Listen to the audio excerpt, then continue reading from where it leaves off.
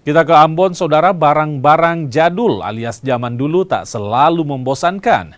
Barang jadul nyatanya bisa jadi daya tarik tersendiri.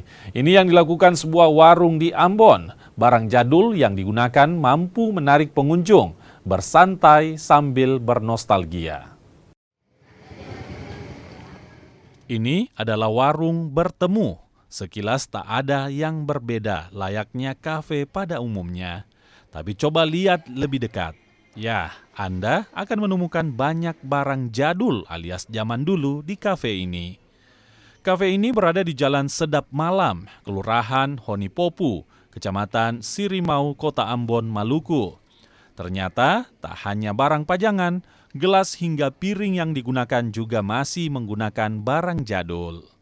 Kalau untuk ini suasananya suasana klasik.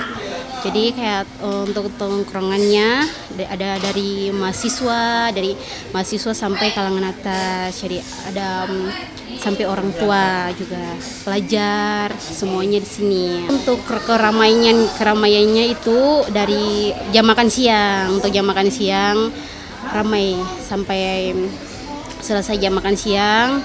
Malam juga kadang ramai. Untuk kayak keunikan mungkin dari piring atau gelasnya itu kan kayak zaman dulu. Jadi untuk piringnya tuh kayak piringnya unik. Konsep klasik memang sengaja ditampilkan di kafe ini. Selain untuk bernostalgia, barang klasik juga bisa jadi pembelajaran bagaimana bentuk benda-benda tempo dulu. Untuk tempatnya sendiri bagus, kemudian untuk makanannya juga terjangkau. Harganya sekitar 20-an, Kakak.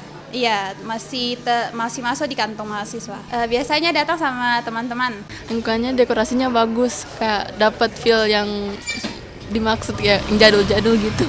Untuk kantong anak sekolah sih lumayan, masih bisa dibeli. Startnya dari 20-an, dari yang nasi-nasi ya, waktu itu saya lihat 20-an, atau enggak 25.000 sih itu. Warkop bertemu membuktikan barang klasik tak selamanya jadi sampah.